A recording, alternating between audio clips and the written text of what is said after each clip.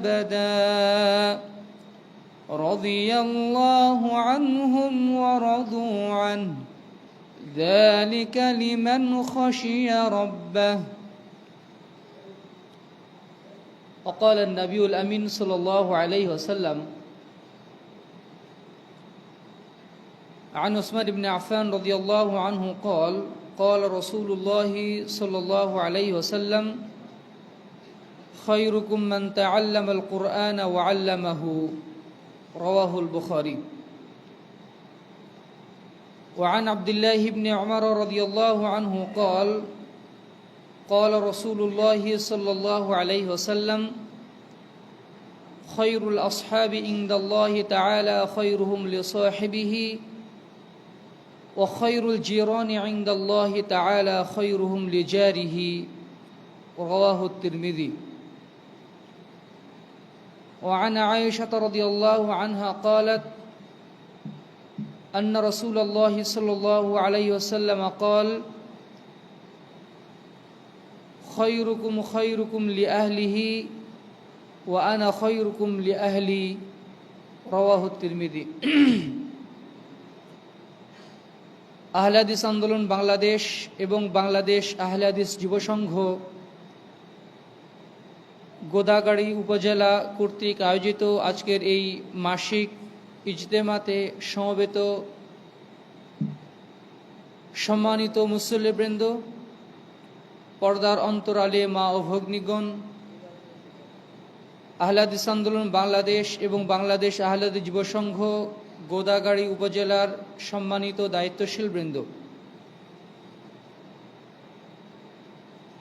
সর্বপ্রথম সেই মহান রব্বুল আলামিনের শুকরিয়া জ্ঞাপন করছি, যিনি আমাদেরকে তার ফরজকৃত মাগরিবের সালাত জামাতের সাথে আদায় করে তার ঘরের মেহমান হয়ে আজকের এই বরকতপূর্ণ মজলিসে আমাদের বসার তৌফিক দান করেছেন।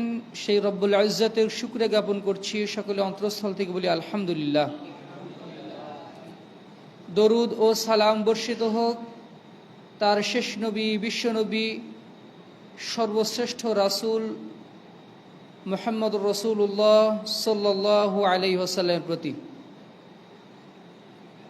সম্মানিত মুসল্লিবৃন্দ, সম্মানিতা মা ও ভগ্নীগণ,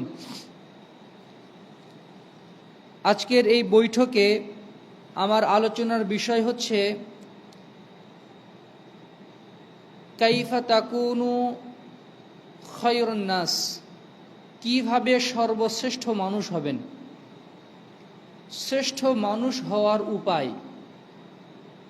এ সম্পর্কে আমরা 16টি উপায় বর্ণনা করার চেষ্টা করব। ওয়া মা তৌফিকি ইল্লা বিল্লাহ, আলাইহি তাওয়াক্কালতু ওয়া ইলাইহি উনীব। রব্বি ইশরাহ লি সাদরি ওয়া ইয়াসসির লি আমরি ওয়াহলুল উকদাতাম মিন লিসানি ইয়াফকাহু কওলি। আল্লাহুম্মা লা ইলমা লানা ইল্লা মা 'আল্লামতানা ইন্নাকা আনতাল আলিমুল হাকীম। আল্লাহুম্মা ইজআলনা মিনাল লাযীনা আমানু ওয়া আমিলুস সালিহাত ওয়া তাওয়াসাউ বিল হক ওয়া তাওয়াসাউ বিস সবর। আমিন ইয়া রাব্বাল আলামিন। সম্মানিত মুসল্লিবৃন্দ, সম্মানিতা মা ও ভগ্নীগণ, মহান আল্লাহ আমাদেরকে আশরাফুল মাখলুকাত অর্থাৎ সৃষ্টির সর্বশ্রেষ্ঠ জীব হিসাবে এই পৃথিবীতে পাঠিয়েছেন, সৃষ্টি করেছেন। শুধু মানুষ হিসেবে জন্মগ্রহণ করলেই এই শ্রেষ্ঠত্ব ধরে রাখা যায় না, যদি না শ্রেষ্ঠ মানুষের মতো কাজ না করা হয়। মানুষ হিসাবে আমরা, জীব হিসাবে আমরা মানুষ, কিন্তু শ্রেষ্ঠ হওয়ার কাজ যদি আমরা না করি তবে আমরা শ্রেষ্ঠ মানুষ হতে পারবো না। শ্রেষ্ঠ কাজ কি, ভালো কাজ কি? আল্লাহ এবং তার রাসূল যেই কাজকে ভালো কাজ বলে, শ্রেষ্ঠ কাজ বলে অভিহিত করেছেন, সেই কাজগুলো করার নামই হচ্ছে ভালো কাজ করা। সেই কাজ যারা করে তারাই হচ্ছে ভালো মানুষ, সেই কাজ যারা করে তারাই হচ্ছে শ্রেষ্ঠ মানুষ। এবং মুআমালাতের ক্ষেত্রে, মানুষের সাথে চলাচল বা লেনদেনের ক্ষেত্রে যেই কাজগুলো সমাজের মানুষ পছন্দ করে, ভালো মানুষগুলো পছন্দ করে ওই কাজ করাও হচ্ছে ভালো কাজ। একজন মানুষের ভালো মানুষ হওয়ার বা শ্রেষ্ঠ মানুষ হওয়ার মোটা দাগে দুইটি শর্ত রয়েছে। মোটা দাগে দুইটি শর্ত রয়েছে। ওই দুইটি শর্ত পূরণ না করা পর্যন্ত কোনো মানুষ শ্রেষ্ঠ মানুষে পরিণত হতে পারে না। তাকে দেখতে যতই সুন্দর মনে হোক না কেন, সে যতই মোটা তাজার হ্যান্ডসাম হোক না কেন, এই দুটি শর্ত পূরণ না করা পর্যন্ত কেউ ভালো মানুষ বা শ্রেষ্ঠ মানুষ হতে পারে না। সেই দুটি কাজ কি? আল্লাহ তাআলা সূরা বাইয়িনার শেষ 2 আয়াতে ইরশাদ করেছেন, ইন্নাল্লাযীনা আমানু ওয়া আমিলুস সালিহাতি উলাইকা হুম খায়রুল বারিয়াহ। নিশ্চয় যারা ঈমান আনে এবং সৎকর্মসমূহ সম্পাদন করে, উলাইকা হুম খায়রুল বারিয়াহ, তারাই হচ্ছে সৃষ্টির সর্বশ্রেষ্ঠ জীব, তারাই হচ্ছে সর্বশ্রেষ্ঠ সৃষ্টি। সুবহানাল্লাহি বিহামদিহি ওয়া সুবহানাল্লাহিল আযীম। এখানে আল্লাহ তাআলা দুইটি কাজের কথা বলেছেন। এক, ঈমান আনা। ঈমান আনার অর্থ হচ্ছে ঈমানের যে 6টি রুকন আছে, ঈমানের যে 6টি রুকন আছে, স্তম্ভ আছে, আল্লাহর প্রতি বিশ্বাস করা, ফেরেশতাকুলের প্রতি বিশ্বাস করা, তার নাজিলকৃত মানে কিতাব সমূহের প্রতি বিশ্বাস করা, রাসূলের প্রতি বিশ্বাস করা, আখিরাতের প্রতি বিশ্বাস করা, তাকদীরের ভালো মন্দের প্রতি বিশ্বাস করা। এই ঈমানের দাবি যারা বাস্তবায়ন করে এবং নিজের সার্বিক জীবনে তাওহীদ প্রতিষ্ঠা করে, শিরক থেকে, যাবতীয় শিরক থেকে বিরত থাকে, তারাই হচ্ছে ঈমানদার। আর এটাই হচ্ছে ঈমান। তাওহীদ অর্জন, শিরক বর্জন। শিরক বর্জন করে যারা তাওহীদ অর্জন করে তারাই হচ্ছে ঈমানদার। এটাই হচ্ছে ঈমান। আর নেক আমল সমূহ, এখানে একটি নেক আমলের কথা বলা হয়নি, বলা হয়েছে ওয়ামিলুস সালিহাত, যারা অনেক অনেক নেক আমল সমূহ সম্পাদন করে। মানে নেক আমল করার অর্থ হচ্ছে ইসলামের যে 5টি স্তম্ভ রয়েছে সেগুলো যথাযথভাবে পালন করা। ঈমান আনার পরে 5 ওয়াক্ত সালাত, আমাদের ভাই বলে গেলেন 5 ওয়াক্ত সালাত হচ্ছে ঈমান থাকার লক্ষণ। 5 ওয়াক্ত সালাত নেই, ঈমান নেই। যে ব্যক্তি 5 ওয়াক্ত সালাত আদায় করে না, সমাজের লোক তাকে যতই ভালো মানুষ মনে করুক না কেন, তিনি আদৌ ভালো মানুষ নন আল্লাহর কাছে। আর আল্লাহর কাছে যিনি ভালো মানুষ নন, রাসূলের কাছে যিনি ভালো মানুষ নন, আদতে তার কোনো ভ্যালুই নেই, তার কোনো মূল্যই নেই। ইসলামের যে 5টি রুকন আছে, আল্লাহর দেওয়া এবং রাসূল সাল্লাল্লাহু আলাইহি ওয়াসাল্লামের প্রদর্শিত পদ্ধতি অনুযায়ী ইবাদত বন্দেগী করা, হালাল হারাম বেছে চলা, পাপকে পরিহার করা, নেকির কাজ করা, যেমনি ইবাদত নেক আমল, অনুরূপভাবে পাপের সুযোগ আছে, ওই পাপ কাজ থেকে নিজেকে হেফাজত করাও নেক আমল। অনেক বড় নেক আমল হচ্ছে পাপের সুযোগ থাকা সত্ত্বেও ওই পাপ থেকে নিজেকে বাঁচিয়ে রাখা। গীবত করার সুযোগ তৈরি হয়ে গেছে, করলাম না। গান শোনার সুযোগ আছে, দেখব না। হারাম ইনকাম করার সুযোগ আছে, করব না। অন্যায় অপকর্ম করা, অশ্লীলতার সুযোগ আছে, নিজেকে বিরত রাখলাম, মানে আমি অনেক বড় নেকির কাজ করলাম। ঈমান এবং নেক আমল, আমলে সালেহ, এই দুটি শর্ত যদি কেউ পূরণ না করে তাহলে তিনি আদৌ ভালো মানুষ হিসেবে বিবেচিত হবেন না। অনেক কাফের মুশরিক আছে যারা মানুষের ভালো সেবা করছে, সামাজিক কাজ করছে, সমাজের মানুষের অনেক খেদমতের আঞ্জাম দিয়ে যাচ্ছে, কিন্তু ঈমান না থাকার কারণে তাদের এই কাজের কোনো মূল্য আল্লাহর কাছে নেই। এই জন্য ভালো মানুষ হওয়ার প্রথম শর্ত হচ্ছে ঈমান ঠিক করা এবং আমলে সালেহ করা। তাদের প্রতিদান কি? জাযাউহুম ইনদা রাব্বিহিম জান্নাতু আদনিন তাজরি মিন তাহতিহাল আনহার খালিদিনা ফিহা আবাদা। তাদের প্রতিদান, যার ঈমান আনে, সৎকর্ম সম্পাদন করে, তাদের প্রতিদান হচ্ছে তাদের রবের পক্ষ থেকে চিরস্থায়ী জান্নাত, যেখানে তারা চিরদিন থাকবে, যে জান্নাতের তলদেশ দিয়ে ঝর্ণাধারা প্রবাহমান থাকবে। রাদিয়াল্লাহু আনহুম ওয়া রাদু আন, আল্লাহ তারা আল্লাহর প্রতি সন্তুষ্ট, আল্লাহ তাদের প্রতি সন্তুষ্ট।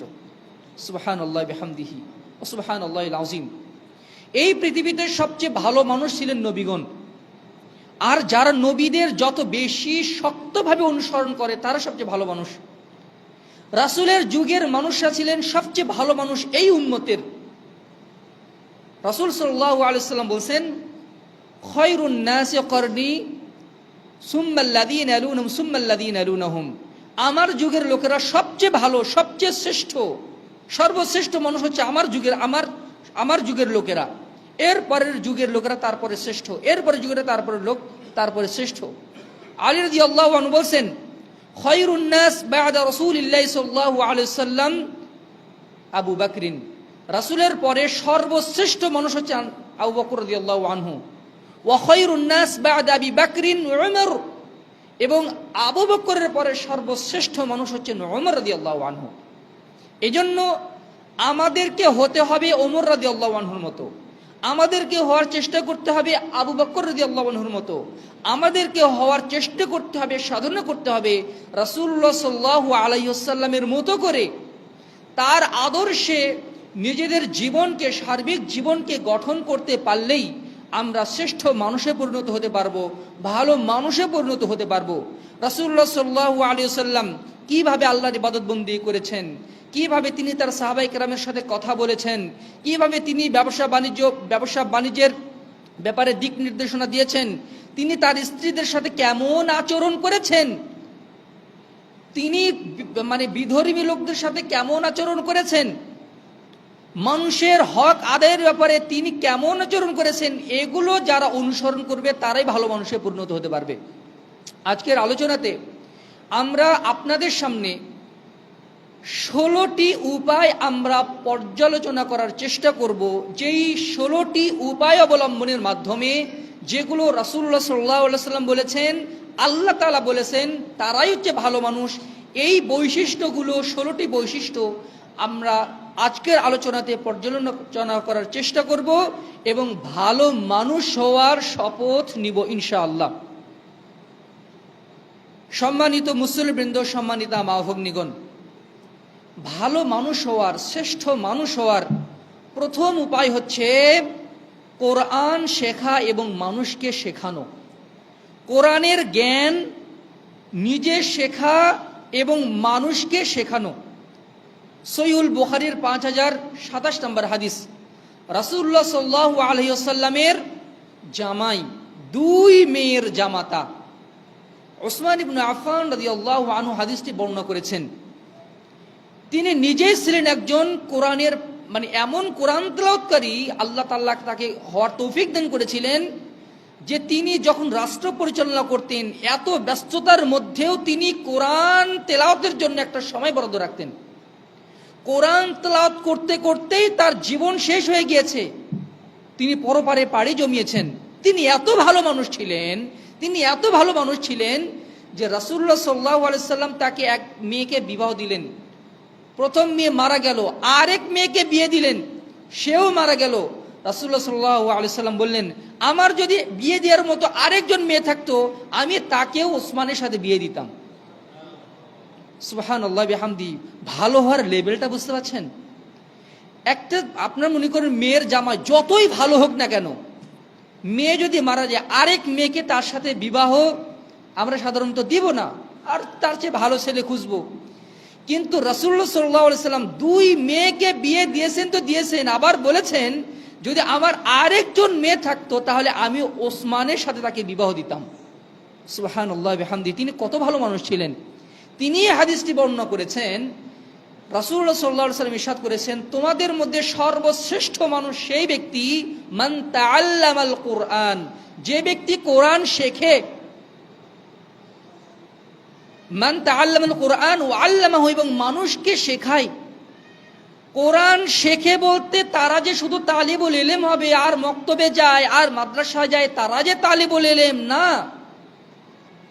একজন 70 বছরের বৃদ্ধ মানুষও যদি নিয়মিত কোরআন চর্চা করেন, তিনিও কোরআনের শিক্ষার্থী, তিনিও কোরআন শিখছেন। একজন বয়োজ্যেষ্ঠ মানুষ, বৃদ্ধা মহিলা, তিনিও যদি কোরআন শেখার চেষ্টা করেন, নিয়মিত কোরআন অধ্যয়ন করেন, তাফসীর জানার চেষ্টা করেন, কোরআনের মর্ম অনুধাবনের চেষ্টা করেন, তাহলে তিনিও কোরআনের শিক্ষার্থী, তিনিও তালিবুল ইলম, তালিবাতুল ইলম, তিনিও। অর্থাৎ শিক্ষার্থী হওয়ার কিন্তু কোনো বয়স নাই, ছাত্র হওয়ার কিন্তু কোনো বয়স নেই। যারা কোরআন তেলাওয়াত করতে পারে না তারা কোরআন শিখবে, যারা তেলাওয়াত করতে পারে তারা নিয়মিত কোরআন চর্চা করবে। এটাই হচ্ছে তাআল্লামাল কোরআন, কোরআন শেখা। আমরা অধিকাংশই অনেকেই কোরআন তেলাওয়াত করতে পারি কিন্তু নিয়মিত তেলাওয়াত করি না। কোরআন আমাদের জীবনের সংবিধান, আমার জীবনের যাবতীয় হেদায়েত মওজুদ রয়েছে এই মহাগ্রন্থ আল কোরআনের মধ্যে। কিন্তু প্রত্যেক দিন, দিন যায়, মাস যায়, সপ্তাহ চলে যায়, আমরা কোরআন খুলে দেখি না, কোরআন বোঝার চেষ্টা করি না, তেলাওয়াত করলেও আমরা তার অর্থ জানার চেষ্টা আদৌ করি না। ওই রমাদান মাসে একটু আধটু কোরআন তেলাওয়াত করার চেষ্টা করি, রমাদান গেল, কোরআনটা সুন্দর করে রেখে দিয়ে আবার জীবন শুরু করে দিলাম। ওই কোরআনের সাথে সম্পর্ক আমাদের শুধু রমাদানে দেখা হয় কোরআনের সাথে, এরপরে আর কোরআনের সাথে আমাদের দেখা সাক্ষাৎ হয় না। কালে ভদ্রে কোনো প্রয়োজনে কোরআন খোলা হয়, কিন্তু নিজের হেদায়েত নেওয়ার জন্য, আল্লাহর পক্ষ থেকে হেদায়েত খোঁজার জন্য, আল্লাহর মর্ম, আল্লাহর বাণীর মর্ম মানে অনুধাবনের জন্য আমরা খুব কম মানুষই কোরআন খোলার চেষ্টা করি, কোরআন অনুধাবনের চেষ্টা করি। এবং যারা ওয়াল্লাহু, মানুষকে শেখায়, এরা হচ্ছে সবচেয়ে ভালো মানুষ। যারা মানুষকে কোরআন শেখায়, কোরআনের জ্ঞান শেখায়, এরা হচ্ছে সর্বশ্রেষ্ঠ মানুষ। সুতরাং সম্মানিত মুসল্লিবৃন্দ, সম্মানিত মা ভগ্নীগণ, সুতরাং আসুন আমরা প্রত্যেক দিন একটা সময় বরাদ্দ রাখি, যেই সময় আমরা কোরআন অধ্যয়ন করব, কোরআনের অনুবাদ জানার চেষ্টা করব, কোরআনের তাফসীর জানার চেষ্টা করব। কোরআন আমাদের জীবনকে পরিবর্তন করে দিবে, জীবনকে পরিবর্তন করে দিবে। কোরআন শুধু তেলাওয়াতের জন্য নাজিল হয়নি, কোরআন অনুযায়ী নিজের জীবনকে গঠনের জন্য কোরআন নাজিল হয়েছে। আল্লাহ তাআলা বলছেন, আফালা ইয়াতাদাব্বারুনাল কুরআন আম আলা কুলুবিন আকফালুহা, তারা কি কোরআন নিয়ে চিন্তা গবেষণা করবে না, নাকি তাদের অন্তর তালাবদ্ধ হয়ে আছে? আচ্ছা, ধরুন আপনি কোনো এক বিদেশি কোম্পানিতে জব করেন, বিদেশি কোম্পানিতে চাকরি করেন, আপনার একটা প্রমোশন লেটার এসেছে। ধরুন আপনি একটা আরাবিয়ান কোম্পানিতে চাকরি করেন, কিন্তু হয়তোবা জেনারেল মানুষ আরবি বোঝেন না, প্রমোশন লেটারটা এসেছে আরবিতে, অথবা ইংলিশ জানেন না, আরবি পড়ুয়া মানুষ ইংলিশ জান না, ইংলিশে এসেছে। আপনার কত বেতন ধরা হয়েছে? ধরুন আপনার বেতন ছিল 30,000 টাকা, সেখান থেকে 90,000 করা হয়েছে আপনার বেতন। কখন আপনি ডিউটি করবেন, কয়টা থেকে কয়টা পর্যন্ত, আপনার শিফটিং, সব কিছু ওই প্রমোশন লেটারে বাতলে দেওয়া হয়েছে। আপনি লেটার পাওয়ার পরে দেখতেছেন যে ইংলিশে লেখা অথবা আরবি ভাষায় লেখা, থাক যা হয় হবে নি। আপনি কি এরকম করে রেখে দিবেন? রেখে দিবেন এরকম করে? রাখবেন না। আরবি কে জানে, তার কাছে যাবেন, দেখেন তো আমার প্রমোশন লেখার কি কি লেখা আছে। অথবা যদি ওটা যদি ইংলিশে হয়, আপনি যারা ইংলিশ জানে তার কাছে যাবেন, আপনি যে দেখেন তো এখানে কি আছে, তার কাছ থেকে অনুবাদ করে নিবেন, ভালো করে জেনে নিবেন।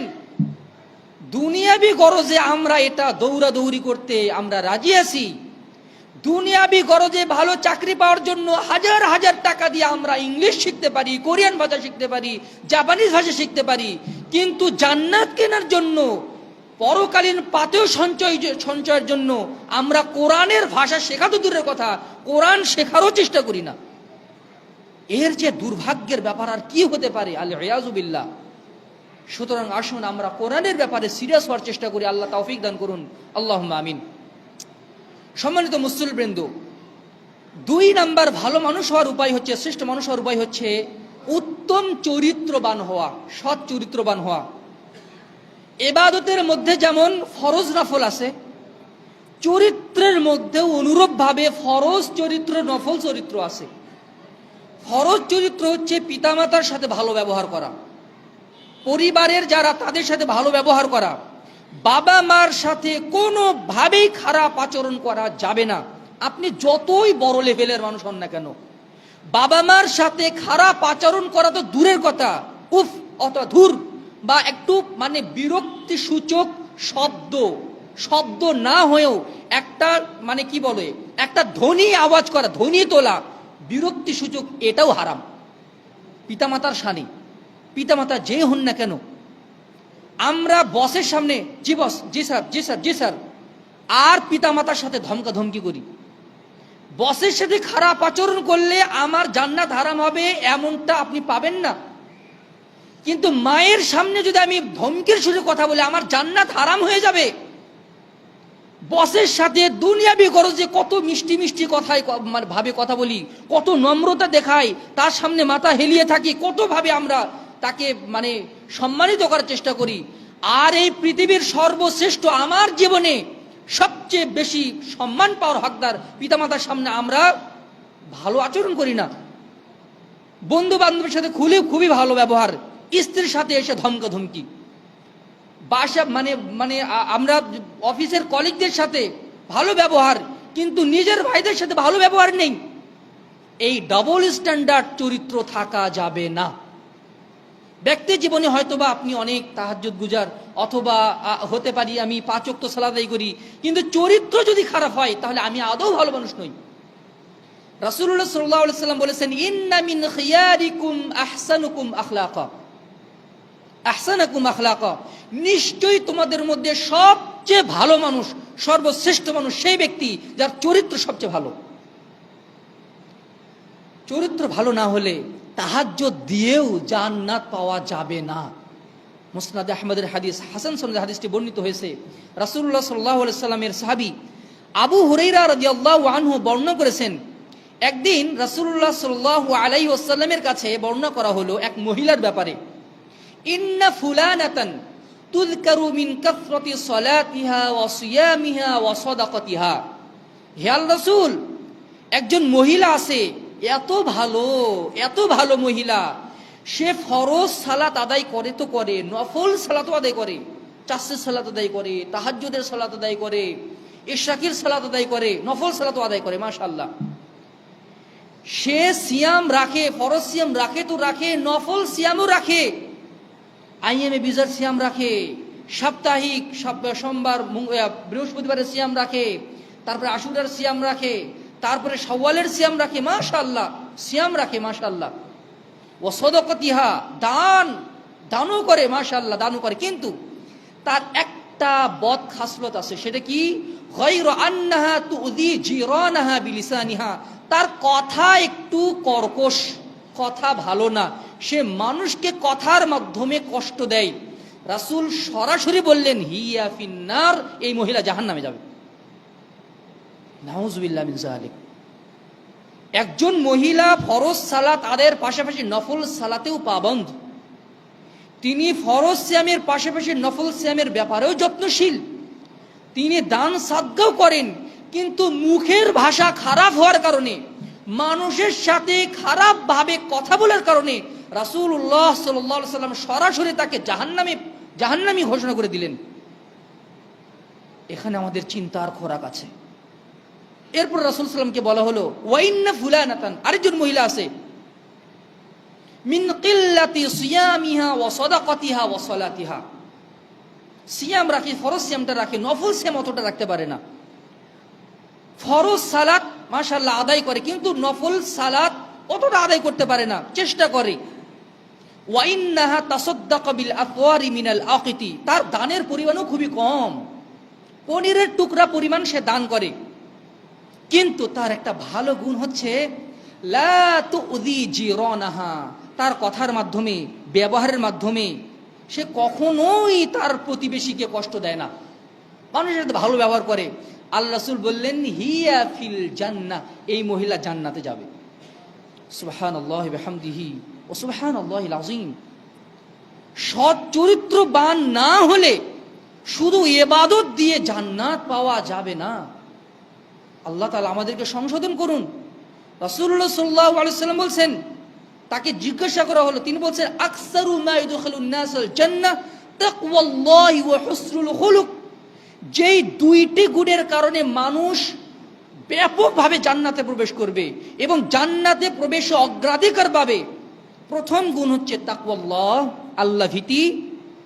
শয়নে স্বপনে জাগরণে প্রকাশ্যে গোপনে সর্বদা আল্লাহ ভীতি হৃদয়ে বজায় রাখে এবং উত্তম চরিত্রবান হয় সে। রাসূলুল্লাহ সাল্লাল্লাহু আলাইহি ওয়াসাল্লাম বলেন, আনা যাইমু বাইতিন ফি আ'লাল জান্নাহ লিমান হাসানা খুলুকুহু। ওই ব্যক্তির জন্য আমি জান্নাতের সুউচ্চ শিখরে একটি প্রাসাদের জামিনদার হয়ে গেলাম, যে কোনো মূল্যে আমি ওই প্রাসাদটা তাকে নিয়ে দেব, এই ব্যাপারে আমি জামিনদার হয়ে গেলাম। কার জন্য? লিমান হাসানা খুলুকুহু, যে তার চরিত্রকে সুন্দর করেছে। সুতরাং আমার কথার মাধ্যমে, আমার ব্যবহারের মাধ্যমে, আমার ইশারা ইঙ্গিতের মাধ্যমে, আমার ক্ষমতার মাধ্যমে, আমার দাপটের মাধ্যমে যেন কোনো ভাইয়ের সামান্যতম অধিকার ক্ষুণ্ণ না হয়, কারো যেন মনে সামান্যতম আঘাত না লাগে, কারো হৃদয়ে যেন সামান্য ফুলের টোকাও না লাগে। আমার ব্যবহারের মাধ্যমে, আমার কথার মাধ্যমে, আমার কথার মাধ্যমে, আমার ব্যবহারের মাধ্যমে কোনো মুসলিম ভাইয়ের হৃদয়ে যদি আঘাতপ্রাপ্ত হয়, তাহলে আমি আদৌ ভালো মানুষের কাতারে থাকতে পারবো না, পারবো না, পারবো না।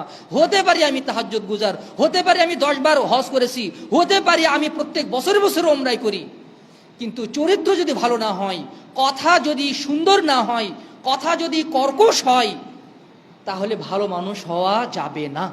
এই জন্য রাসূল সাল্লাল্লাহু আলাইহি ওয়াসাল্লাম বলছেন, যাদের ব্যবহার ভালো তারা হচ্ছে সবচেয়ে ভালো মানুষ। 3 নম্বর উপায় ভালো মানুষ হওয়ার হচ্ছে দ্বীনের জ্ঞান অর্জন করা, শরীয়তের জ্ঞান অর্জন করা। রাসূলুল্লাহ সাল্লাল্লাহু আলাইহি ওয়াসাল্লাম বলেছেন, আন-নাসু মাআদিনু কামাআদিনিয যাহাবি ওয়াল ফিদ্দাহ। মানুষ হচ্ছে খনিজ পদার্থের মতো মূল্যবান, সোনা রূপার মতো মর্যাদাবান মূল্যবান মানুষ। খিয়ারুকুম ফিল জাহিলিয়াহ খিয়ারুকুম ফিল ইসলাম ইযা ফাকিহু। যারা জাহেলি যুগে ভালো ছিল তারা ইসলামের যুগেও ভালো, যখন তারা দ্বীনের গভীর জ্ঞান অর্জন করে। দ্বীনের জ্ঞান অর্জনের হুকুম 2 ভাগে বিভক্ত। একটা হচ্ছে ফরজ জ্ঞান, ফরজে কিফায়া, আর একটা হচ্ছে ফরজে আইন। সালাত আদায় করা ফরজে আইন, সালাত সংক্রান্ত বিধিবিধান জানা, মাসলা মাসাইল জানা, ওজুর বিধিবিধান জানা ফরজ, ইন্ডিভিজুয়ালি প্রত্যেকের উপরে ফরজ। যার উপরে সালাত ফরজ, যে মহিলার উপরে সালাত ফরজ, সালাতের ব্যাপারে বিধিবিধান জানা তার উপরে ফরজ। আকীদার জ্ঞান অর্জন করা, তাওহীদের জ্ঞান অর্জন করা, রাসূল সম্পর্কে আকীদা পোষণ করার ব্যাপারে জ্ঞান অর্জন করা, এগুলো প্রত্যেক মুসলিমের উপরে ফরজ জ্ঞান, এগুলো আদায় করতেই হবে। আপনি ডাক্তার হলেও এই জ্ঞান অর্জন করা আপনার উপরে ফরজ, ইঞ্জিনিয়ার হলেও তার উপরেও এই জ্ঞান অর্জন করা ফরজ, কৃষক হলেও তার উপরে এই আকীদার জ্ঞান অর্জন করা ফরজ। ফরজে আইন, সালাত আদায়ের চেয়েও বড় ফরজ হচ্ছে তাওহীদের জ্ঞান অর্জন করা। তাওহীদ না থাকলে তো ঈমানই থাকবে না, ঈমান না থাকলে তার সালাত কোথায় যাবে? এই জন্য তাওহীদের জ্ঞান অর্জন করা আগে ফরজ। আগে বলা হয়েছে কালেমা শাহাদাত, মানে আগে আপনার ঈমানটাকে ঈমান আনলে তারপরে সালাত, তারপরে হজ, তারপরে অন্যান্য ইবাদত বন্দেগী। এই জন্য তাওহীদের জ্ঞান অর্জন করা ফরজ, ফরজে আইন। আমরা যতই ব্যস্ততার অজুহাত দেই না কেন, দ্বীনের জ্ঞান অর্জন থেকে আমরা গাফেল হয়ে যাচ্ছি দিন দিন। ওই ফেসবুকে উড়ন্ত মুফতির ঘুরন্ত ফতোয়া মানে যতটুকু শুনি অতটুকুই হচ্ছে আমাদের জ্ঞান। ফেসবুকের 3 মিনিটের ভিডিওতে যতটুকু জ্ঞান অর্জন করি ওটাই হচ্ছে আমাদের জ্ঞান অর্জন, আর পোস্টে যে জ্ঞান অর্জন করি ওটাই আমাদের জ্ঞান অর্জন। এইভাবে কখনো স্থিতিশীল জ্ঞান অর্জন করা যায় না। জ্ঞান অর্জনের যে একটা সময় দেওয়া প্রয়োজন, আলেমের কাছে যাওয়া প্রয়োজন, আলেমের সোহবত নেওয়া প্রয়োজন, এবং কোনো যারা বিচক্ষণ বিদগ্ধ এবং আস্থাশীল যারা আলেম আছেন তাদের বই অধ্যয়ন করে। এখন হাদিসের কিতাবগুলো অনুবাদ হয়ে গেছে, কোরআনের অনুবাদ হওয়ার পাশাপাশি তাফসির অনুবাদ হয়ে গেছে, তাফসিরের সংকলন চলে এসেছে, মাশাআল্লাহ, আলহামদুলিল্লাহ। তারপরে সালাফি ওলামাই কেরাম আহলে হাদিস বিদ্বানগণের কত মূল্যবান বই আছে, ওটা শুধু তাকে শুধু সুন্দর দেখায়, ওগুলো আমরা কখনোই পড়ে দেখার চেষ্টা করি না। দিনের জ্ঞান অর্জন না করতে পারলে আমরা কখনোই খাঁটি সোনায় পরিণত হতে পারবো না। কেউ যদি তার জীবনটাকে খাঁটি সোনার মতো মূল্যবান করতে চায়, কেউ যদি তার জীবনকে হীরা জহরতের মতো মূল্যবান করতে চায়, তাহলে তাকে অবশ্যই অবশ্যই অবশ্যই দিনের জ্ঞান অর্জন করতে হবে। দিনের জ্ঞান অর্জনের মাধ্যমে শ্রেষ্ঠ মানুষ হওয়া যায়। আলোচনা বেশি লম্বা হয়ে যাচ্ছে। 4 নাম্বার হচ্ছে সুন্দরভাবে ঋণ পরিশোধ করা। সুন্দরভাবে ঋণ পরিশোধ করা। সুনানে তিরমিজিতে হাদিসটি এসেছে, সহিহ বুখারীতেও, যে রাসূল সাল্লাল্লাহু আলাইহি ওয়াসাল্লাম একদিন এক লোকের কাছ থেকে ঋণ নিয়েছিলেন, একটা উট ঋণ নিয়েছিলেন। তখন ওই লোকটা আল্লাহ রাসূলের কাছে এসে তাকাদা রাসূলুল্লাহ সাল্লাল্লাহু আলাইহি ওয়াসাল্লাম ফাগলাদা লাহু, আল্লাহ রাসূলের কাছে এসে তাগাদা দিচ্ছে, হে আল্লাহ রাসূল আমার উট দিয়ে দেন। এমন কি কথা কর্কশ করে ফেলেছে, রাসূল সাল্লাল্লাহু আলাইহি ওয়াসাল্লামের সাথে কর্কশ ভাষায় কথা বলে ফেলেছে। ফাহাম্মা লাহু আসহাবুহু ফাহাম্মা বি আসহাবুহু, আল্লাহ রাসূলের সাহাবায়ে কেরাম খেপে গেছেন। এত বড় স্পর্ধা, আমরা রাসূলের সাথে কত সম্মানের সাথে কথা বলি, আর এই লোক যা ইচ্ছে তাই বলে যাচ্ছে রাসূল সাল্লাল্লাহু আলাইহি ওয়াসাল্লামকে। তখন আল্লাহ রাসূল বললেন, দাউহু, তাকে ছেড়ে দাও। ফাইন্না লিসাহিবিল হাক্কি মাকালান, যে পাওনাদার তার কথা বলার অধিকার আছে। যে পাওনাদার তার কথা বলার অধিকার আছে। কোন ঋণদাতা যদি ঋণগ্রস্তের কাছ মানে ঋণগ্রস্ত শুধু তাকে ঘুরাই, তাকে টাকা দিতে চায় না, কালকে দিব এরকম করে শুধু তাকে ঘুরাই, তাহলে ইসলামী খেলাফতে এবং ইসলামী আদালতে তার বিরুদ্ধে মামলা দায়ের করা জায়েজ। তার গলায় গামছা পেঁচিয়ে তাকে মানে অপমান করাও জায়েজ। মানে যে ঋণ করে কিন্তু খালি ঘুরাই, আল্লাহ রাসূল বললেন ইন্না লিসাহিবিল হাক্কি মাকালান, যে মানে যার ঋণ আছে তার কথা বলার অধিকার আছে। ইশতারু লাহু বাঈরান ফাআতুহু ইয়াহু, তার জন্য একটা উট কেনো এবং কিনে তাকে দিয়ে দাও। সাহাবায়ে কেরাম বাজারে গিয়ে উট খুঁজলেন, কিন্তু আল্লাহ রাসূল যেই বয়সের বা যেই মানের উট নিয়েছিলেন ওই মানের উট পাওয়া যাচ্ছে না। সাহাবায়ে কেরাম এসে বলছেন, ইয়া রাসূলুল্লাহ লা নাজিদু ইল্লা আফদালা মিন সিন্নিহি, আমরা এর যে ভালো উট ছাড়া তার সমবয়সী কোনো উট পাচ্ছি না। মানে যতগুলো বাজারে উট আছে সবগুলোর চেয়ে ভালো এবং বয়সে বেশি, মোটা তাজা, দামও বেশি। আল্লাহ রাসূল সাল্লাল্লাহু আলাইহি ওয়াসাল্লাম বললেন, ওটাই কেন, কিনে তাকে দিয়ে দাও। ফাইন্না মিন খিয়ারিকুম আহসানুকুম কাদাআন, নিশ্চয়ই তোমাদের মধ্যে সবচেয়ে ভালো মানুষ সেই ব্যক্তি যে ঋণটা সুন্দরভাবে পরিশোধ করে। আমি যদি আপনার কাছ থেকে ঋণ নেই, আমার দায়িত্ব, আমার উচিত হচ্ছে আপনার বাড়িতে গিয়ে আমি ঋণটা পরিশোধ করে আসবো, এটা হচ্ছে আমার কর্তব্য। কিন্তু হয়ে যায় উল্টা, আপনি আমাকে ঋণ দিয়েছেন মানে আপনি আমার কাছে একটা একটা অন্যায় করে ফেলেছেন, আর আমার পিছনে আপনি ঘোরাঘুরি শুরু করে দিয়েছেন, আর আমি আপনাকে মাসের পর মাস ঘোরাচ্ছি। যদি মনে করেন যে আপনি আমাকে কিছু ঋণ দিয়েছেন, আমি খুশি হয়ে আমি 100 টাকা বেশি দিয়ে দিলাম, যদি আগে থেকে চুক্তি না থাকে যে আপনি আমাকে 100 টাকা 1000 টাকা ঋণ দিলে আমি আপনাকে 100 টাকা দিব, আগে থেকে যদি চুক্তি না হয়ে থাকে তাহলে এটা না, যেটা সুদ। আর যদি চুক্তি না হয়ে থাকে, যেমন মনে করেন যে আপনার কাছ থেকে আমি 950 টাকা পাই, 950 টাকা পাই, আপনি 1000 টাকাটা নোট দেন, না ঠিক আছে রাখেন, 1000 টাকায় রাখেন, আপনি 50 টাকা আমাকে বেশি দিলেন, এটা হচ্ছে উত্তম, এটা উত্তম। আপনি আমার কাছ থেকে বিকাশে টাকা নিয়েছেন, বিকাশে কিছু টাকা নিয়েছেন 5000 টাকা, আপনি সেই খরচটা সহ দিয়ে দিলেন। খরচ দেওয়াটা উচিত, কারণ ওই 5000 টাকা যদি আমি ক্যাশ আউট করতে যাই তাহলে আমার 100 টাকা লস হয়ে যাবে।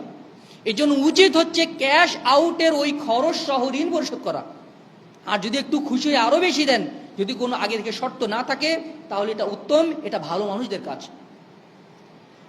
এবার আসি 4 নাম্বার বললাম। 5 নাম্বার উপায় হচ্ছে ভালো মানুষ হওয়ার, সালাতে কাঁধটাকে নরম রাখা। সুনানে আবু দাউদের হাদিস, রাসূলুল্লাহ সাল্লাল্লাহু আলাইহি ওয়াসাল্লাম বলেন, ইন্না মিন খিয়ারিকুম আলিয়ানুকুম মানাকিবা ফিস সালাহ, তোমাদের মধ্যে সবচেয়ে ভালো মানুষ সেই ব্যক্তি সালাতে যার কাঁধ সবসময় নরম থাকে। আপনি সালাতে মানে হয়তোবা কয়েকজন মানে অনেক সময় মুসল্লি বেশি হয়ে যায়, কাতারে অল্প একটু জায়গা আছে, আরেকজন মুসল্লি এসে ঢুকেছে, আপনি এমনভাবে শক্ত করলেন, আপনার ওই 1 সেকেন্ডের আচরণেই সে পাশের লোকটা বুঝে যাবে লোকটা কেমন। ঠিক আছে, অনেক সময় এমন শক্ত করে মানে মানে এমন সুন্নতের উপর আমল করে একদম তাকে তার সে জড়সড় হয়ে যাচ্ছে, আর সেজদাতে গিয়ে একদম সুন্নতের উপর আমল করতেছি, আর সে ভালোভাবে হাতি মানে করতে পারছে না, মানে রাখতে পারছে না। এটা কিন্তু ভালো মানুষের কাজ না। রাসূলুল্লাহ সাল্লাল্লাহু আলাইহি সাল্লামের যুগে সাহাবায়ে কেরামের কাপড় এখানে আগে ছিঁড়ে যেত, কারণ তারা চাপাচাপি করে মানে দাঁড়াতেন। এই জন্য রাসূল সাল্লাম বলছেন, তোমাদের মধ্যে সবচেয়ে ভালো মানুষ সেই ব্যক্তি সালাতে যার কাঁধটা সবসময় নরম থাকে, অপর ভাইকে কষ্ট দেয় না, অপর ভাইকে কষ্ট দেয় না। এটা হচ্ছে ভালো মানুষ হওয়ার অন্যতম একটি লক্ষণ, বিশেষ করে জামাতের সাথে সালাত আদায় করার ক্ষেত্রে। 6 নম্বর উপায় হচ্ছে এমন প্রত্যাশিত ব্যক্তি হওয়া যার কাছে শুধু ভালোই আশা করা যায়, যাকে দেখলেই মনে হয় ভাইয়ের সাথে একটু কথা বলি, চাচার সাথে একটু কথা বলি, যাকে দেখলেই মনে হয় যে এই লোকটা যদি আমার কোনো উপকার করতে নাও পারে অন্তত তিনি আমার কোনো ক্ষতি করতে পারবেন না। আপনি যদি কারো কাছে এই আস্থাশীলতা অর্জন করতে পারেন তাহলে আপনি ভালো মানুষ।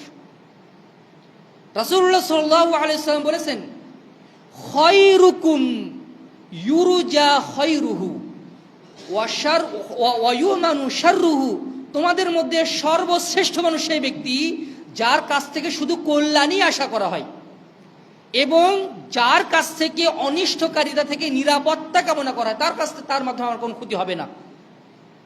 ওয়া শাররুকুম, তোমাদের মধ্যে সবচেয়ে খারাপ মানুষ সেই ব্যক্তি যাকে দেখলেই মনে হয় মানে যার ব্যাপারে মানুষ নিজেকে নিরাপদ মনে করে না, অনিষ্টকারিতা থেকে নিজেকে নিরাপদ মনে করে না, তার মানে তার মানে তার কাছ থেকে ভালো কিছু আশা করে না, তাকে দেখলেই মনে হয় না জানি আমাকে কি বলে ফেলে, তার সাথে সাক্ষাৎ হওয়াটাকে যেন এড়ানো যায়, মানুষ ওই রকম করে, এবং তার অনিষ্টকারিতা থেকে সে তাকে নিরাপদ মনে করা হয় না।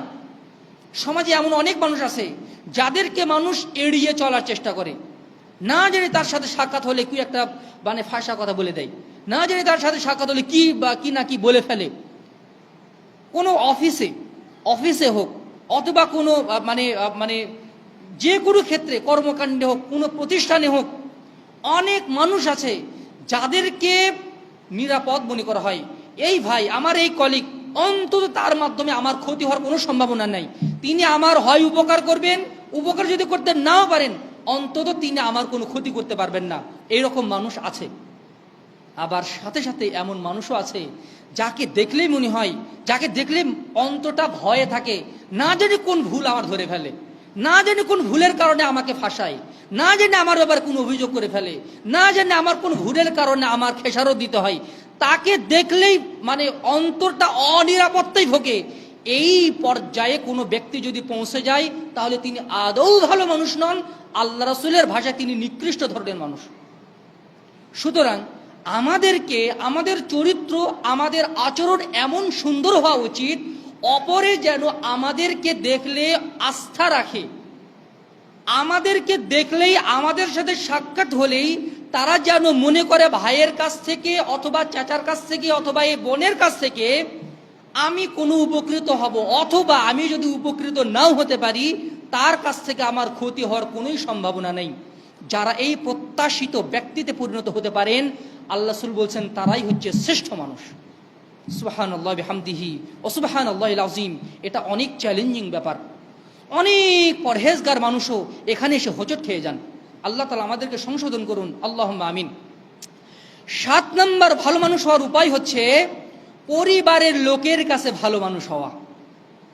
অনেক লোক আছে বাহিরে তাদের সুনাম আর ডাক প্রশংসায় মানুষ পঞ্চমুখ, কিন্তু নিজের স্ত্রী তাকে পছন্দ করেন না, নিজের স্ত্রীর কাছে তিনি একজন ঘৃণিত ব্যক্তি, নিজের বাবা মা তাকে পছন্দ করেন না, অথচ সমাজের মানুষ তাকে কত ভালো মানুষ মনে করে, তারা কিন্তু আদৌ ভালো মানুষ নন।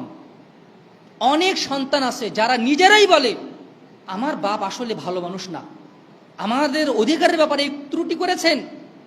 অনেক স্ত্রী বলে, স্ত্রী যেহেতু স্ত্রী তার সাথে থাকতে হয়, এই জন্য ঘর সংসার করে, কিন্তু তার মন বলে আমার স্বামী আমার অধিকারের ব্যাপারে ত্রুটি করে ফেলেছে। কোনো স্বামীর স্ত্রী যদি এটা বলে ফেলে, তাহলে ওই স্বামী মানুষের কাছে যতই প্রশংসিত হোক না কেন, তিনি আদৌ ভালো মানুষ নন। অনুরূপভাবে অনেক মহিলার ব্যাপারে প্রশংসা শোনা যায়, তিনি এত এত কাজ করেন, তিনি এত এত ভালো মানুষ, তার ইবাদত বন্দেগী এত এত সুন্দর, কিন্তু স্বামীর অধিকারের ব্যাপারে তিনি ত্রুটি করে বসে আছেন। আর স্বামী মনে করছেন আমার স্ত্রী আমার অধিকারের ব্যাপারে ত্রুটি করে ফেলেছে। যদি এই স্বামীর যদি সার্টিফিকেট যদি তার বিপরীতে চলে যায়, তাহলে ওই মহিলা, ওই বোন, ওই মা তার সহপাঠিনী অথবা তার বান্ধবীদের মাঝে যতই ভালো মানুষ আর পরহেজগার মানুষ হিসেবে স্বীকৃত হন না কেন, আল্লাহর কাঠগড়ায় তিনি আদৌ ভালো মানুষ নন। তবে হ্যাঁ, কোন বেদিন মহিলা যদি স্বামীকে বলে তুমি দাড়ি কাটো, তাছাড়া আমি তোমার প্রতি সন্তুষ্ট হব না, এই মহিলা যদি খারাপ মনে করে, তাহলে সেটা গ্রহণ করা যাবে না। কোন দিনদার পরিবারের লোকজন যদি তার পরিবারের লোককে ভালো মানুষ মনে না করে, তাহলে তিনি ভালো মানুষ নন। সুনান তিরমিজির হাদিস, মা আয়েশা সিদ্দিক রাদিয়াল্লাহু আনহা বলেছেন, রাসূলুল্লাহ সাল্লাল্লাহু আলাইহি ওয়াসাল্লাম ইরশাদ করেছেন, খায়রুকুম লিআহলিহি ওয়া আনা খায়রুকুম লিআহলি। তোমাদের মধ্যে সর্বশ্রেষ্ঠ মানুষ সেই ব্যক্তি যে তার পরিবারের কাছে সর্বশ্রেষ্ঠ মানুষ। আমি তোমাদের মধ্যে আমার পরিবারের কাছে সর্বশ্রেষ্ঠ মানুষ, সর্বশ্রেষ্ঠ ব্যক্তি। রাসূলুল্লাহ সাল্লাল্লাহু আলাইহি ওয়াসাল্লাম তার স্ত্রীদের সাথে কেমন আচরণ করতেন, স্ত্রীদের অধিকারের ব্যাপারে কেমন সচেতন ছিলেন, আমাদেরকে তেমনই হতে হবে। উম্মাতুল মুমিনিন রাসূলুল্লাহ সাল্লাল্লাহু আলাইহি ওয়াসাল্লামের স্ত্রীগণ, মহিমান্বিত স্ত্রীগণ তার স্বামীর সাথে কেমন আচরণ করেছেন, আমাদের মা বোনদেরকে তাদের আদর্শই গ্রহণ করতে হবে। রাসূলুল্লাহ সাল্লাল্লাহু আলাইহি ওয়াসাল্লামকে জিজ্ঞাসা করা হলো, আইয়ুন নিসাই আফদল, আইয়ুন নিসাই খায়রুন, কোন স্ত্রী সর্বোত্তম, কোন স্ত্রী সর্বশ্রেষ্ঠ? রাসূলুল্লাহ সাল্লাল্লাহু আলাইহি ওয়াসাল্লাম বললেন, আল্লাতী তাসুররুহু ইযা নাযারা ইলাইহা, স্বামী যেই স্ত্রীর দিকে তাকালে স্ত্রী তাকে খুশি করে দেয়। বাসা থেকে বাড়ি ফিরেছে, মুখ এমন করে আছে, স্বামী অসন্তুষ্ট হয়ে গেছে, ওই স্ত্রী আদৌ ভালো মানুষ নন। যেই স্ত্রীর দিকে তাকালে স্বামী খুশি হয়ে যায়, ওই স্ত্রী শ্রেষ্ঠ স্ত্রী। আল্লাহ রাসূল বলেছেন, ওয়া তুতিউহু ইযা আমারা, যখন স্বামী তাকে কোনো নির্দেশ দেয় সাথে সাথেই সে সেটা করে ফেলে। স্বামী বলছে আমাকে এক গ্লাস পানি দাও, আর স্ত্রী বলছে টেবিলের উপরে আছে, আপনি নিয়ে নেন, ওখান থেকে নিয়ে খান, তাহলে এটা উত্তম স্ত্রীর কাজ হলো না। উত্তম স্ত্রীর কাজ হচ্ছে স্বামী যেটা নির্দেশ দিবেন তিনি অক্ষরে অক্ষরে সেটা পালন করবেন। রাসূলুল্লাহ সাল্লাল্লাহু আলাইহি ওয়াসাল্লাম বলেন, ওয়ালা তুখালিফুহু, এবং তার বিরোধিতা করে না। হ্যাঁ, কোনো কাজে স্বামীর কোনো কাজ অন্যায় হয়ে যাচ্ছে, সেই ক্ষেত্রে তাকে পরামর্শ দিবে, কিন্তু স্বামীর বিরোধিতা করবে না, স্বামীর বিরুদ্ধে চলে যাবে না। স্বামী যেন তার সতীত্বের ব্যাপারে, তার নিজের ব্যাপারে অপছন্দনীয় তার ভিতরে কোনো কিছু না পায়, এমন আচরণ তার কাছে পেল যেটা স্বামী পছন্দ করে না। তার অর্থ এমনভাবে অপচয় করছে, স্বামী যেটা ভালোবাসছে না, স্বামী যেটা অপছন্দ করছে, পছন্দ করছে না, তাহলে ওই স্ত্রী ভালো মানুষ নন। এজন্য সম্মানিত মুসলিমবৃন্দ, সম্মানিত মা ভগ্নীগণ, আমরা যদি ভালো মানুষ হতে চাই, পরিবারের মানুষের কাছে আমাদেরকে ভালো হওয়ার চেষ্টা করতে হবে। স্ত্রীর কাছে যেন আমি একজন ভালো স্বামী হতে পারি, আমি স্বামীর কাছে যেন একজন ভালো স্ত্রী হতে পারি, আমি আমার সন্তানের কাছে যেন একজন ভালো পিতা হতে পারি, আমি যেন আমার পিতার কাছে একজন ভালো সন্তান হতে পারি। আমার পিতা যদি আমাকে খারাপ মানুষ হিসাবে ট্রিট করেন, খারাপ মানুষ হিসেবে আখ্যায়িত করেন, বন্ধুদের কাছে আমি যতই ভালো মানুষ হই না কেন, আমি আসলে ভালো মানুষ না। আল্লাহ তাআলা আমাদেরকে সংশোধন হওয়ার তৌফিক দান করুন, আল্লাহুম্মা আমিন। 9 নাম্বার, 8 নাম্বার ভালো মানুষ হওয়ার উপায় হচ্ছে মানুষকে খাওয়ানো এবং সালামের উত্তর দেওয়া, সালামের আদান প্রদান করা। সহিহুল বুখারীর 12 নম্বর হাদিস, রাসূলুল্লাহ সাল্লাল্লাহু আলাইহি ওয়াসাল্লামকে জিজ্ঞাসা করা হলো, আইয়ুন নাসি খায়র, আইউল ইসলামী খৈর, ইসলামের সর্বোত্তম কাজ কোনটি? রাসূলুল্লাহ সাল্লাল্লাহু আলাইহি ওয়াসাল্লাম বললেন, তুতঈমুত তুআম ওয়া তাকরাউস সালাম আলা মান আরাফতা ওয়া মান লাম তারিফ। ইসলামের সবচেয়ে ভালো কাজ, ইসলামের সর্বোৎকৃষ্ট কাজ হচ্ছে তুমি কাউকে খাওয়াবে। ভাই আসেন এক কাপ চা খাই, ভাই আসেন আজকে আমার দাওয়াত, মানুষকে খাওয়াই এবং মানুষকে বেশি বেশি সালাম দেয়, মানুষকে সালাম দেয়, পরিচিত অপরিচিত সবাইকে সালাম দেয়। তারাই হচ্ছে আল্লাহ রাসূলের ভাষায় সবচেয়ে ভালো মানুষ, উৎকৃষ্ট মানুষ। সুবহানাল্লাহ বিহামদিহি। আমরা কাদেরকে চা খাওয়াই জানেন? যাদেরকে চা খাওয়ালে আমার কিছু স্বার্থ উদ্ধার হবে, আমরা তাদের মাথায় তেল ঢালি, যাকে খাওয়ালে, যাকে সম্মান করলে আমার প্রমোশন হবে, যার মানে মানে মানে যার সেবা শুশ্রূষা করলে আমার কোনো ফায়দা আছে, আমরা তাকেই সম্মান করি, তাকেই খাওয়াই, তার বাজারঘাট করে দেই, তার যাবতীয় দেখভাল আমরা করার চেষ্টা করি। কিন্তু তার চেয়েও ভালো মানুষ আমাদের আশেপাশে থাকে, তাদের দিকে ঘুরনাক্ষরেও আমরা তাকাই না। কেন? তার কাছে তো আমার কোনো স্বার্থই নাই, তার সাথে আমার মিশে কি লাভ, তাকে মানে চা খাওয়ালে আমারই বা কি লাভ। এই জন্য আমরা তাকে খাওয়ানোর চেষ্টা করি না। সম্মানিত মুসলিমবৃন্দ, সম্মানিত মা ভগ্নীগণ, অপরকে খাওয়ানোর মাধ্যমে ভালোবাসা তৈরি হয়, প্রতিবেশীকে খাওয়ানোর মাধ্যমে ভালোবাসা তৈরি হয়। আর এই হৃদ্যতা, এই ভালোবাসা আল্লাহর পক্ষ থেকে নিয়ামত এবং জান্নাত লাভের একটি মাধ্যম। পরস্পরের সালাম বিনিময় করা জান্নাত লাভের একটি মাধ্যম। এমন জান্নাত, সুবহানাল্লাহ বিহামদিহি। রাসূলুল্লাহ সাল্লাল্লাহু আলাইহি ওয়াসাল্লাম বলছেন, ইন্না ফিল জান্নাতি গুরাফান তুরা যুহুরুহা মিন বুতুনিহা ওয়া বুতুনুহা মিন যুহুরিহা। জান্নাতে এত সুন্দর সুন্দর কিছু প্রাসাদ আছে, এত সুন্দর সুন্দর কিছু অট্টালিকা আছে, যার ভিতরের দৃশ্য বাহির থেকে দেখা যায়, বাহিরের দৃশ্য ভিতর থেকে দেখা যায়।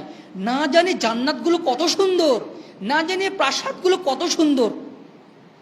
কল্পনায় আসতে পারে হয়তো বা প্রাসাদগুলো ওই অ্যালুমিনিয়ামের গ্লাসের মতো, ভিতর থেকে দেখা যায় বাহিরের দৃশ্য, বাহির থেকে দেখা যায় ভিতরের দৃশ্য।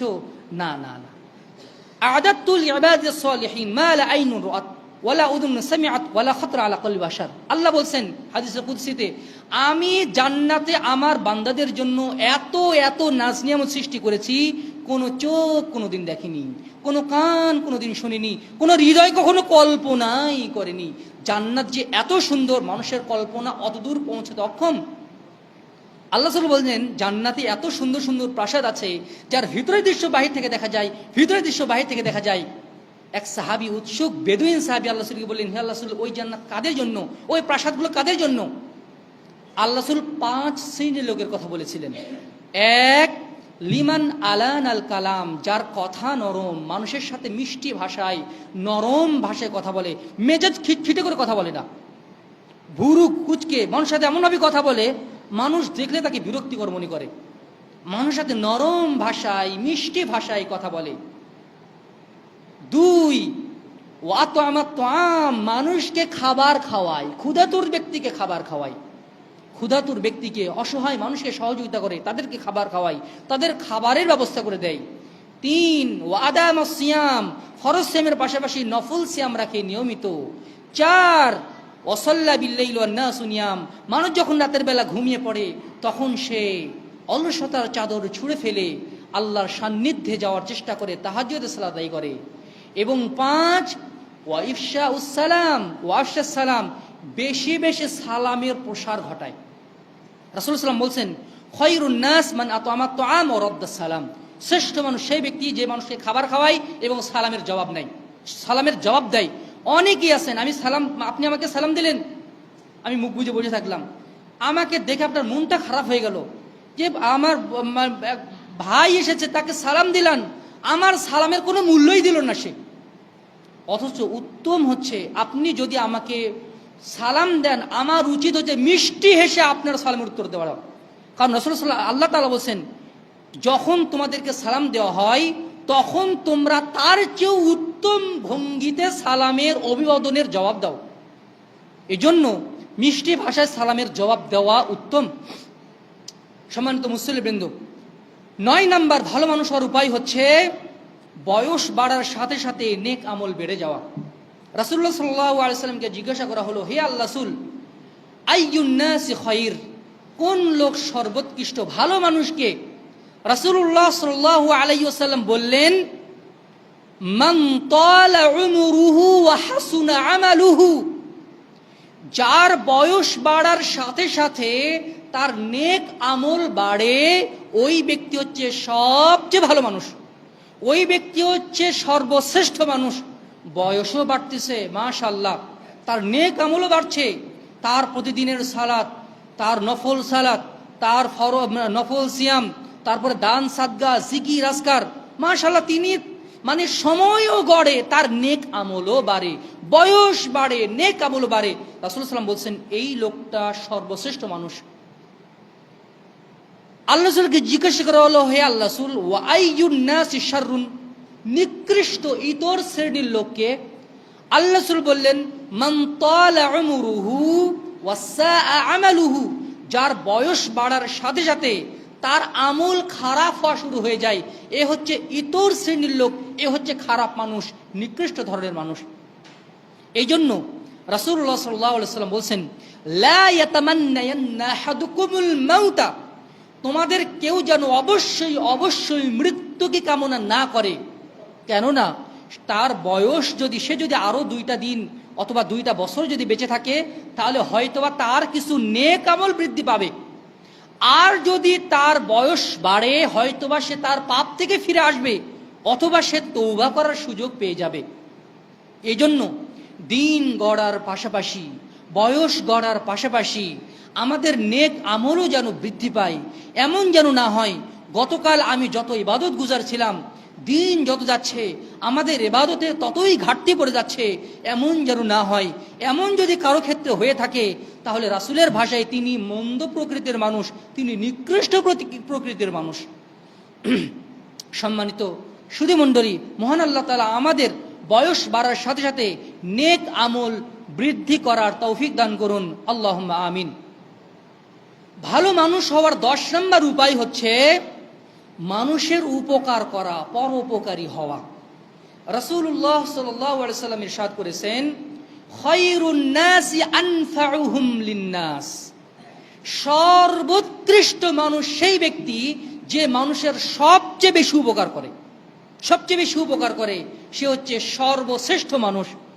রাসূলুল্লাহ সাল্লাল্লাহু আলাইহি ওয়াসাল্লাম বলেছেন, ওয়া খায়রুল ইবাদি ইনদাল্লাহি তাআলা আনফাউহুম ইলা ইয়ালিহি, সর্বশ্রেষ্ঠ মানুষ আল্লাহর বান্দাদের মধ্যে সর্বশ্রেষ্ঠ মানুষ সেই ব্যক্তি, ওই ব্যক্তি যে তার পরিবারের জন্য সবচেয়ে বেশি উপকারী। স্ত্রী বিশ্বাস করে আমার স্বামী তার সর্বোচ্চটা দিয়ে পরিবারের হাল ধরার চেষ্টা করছেন। সন্তান বিশ্বাস করে আমার বাবা তার জীবনের সর্বোচ্চটুকু দিয়ে আমাদের খাওয়া পড়ার ব্যবস্থা করে যাচ্ছেন। এত অসুস্থতা, এত প্রতিবন্ধকতা সত্ত্বেও তিনি পরিবারকে সুন্দরভাবে পরিচালনা করার চেষ্টা করছেন।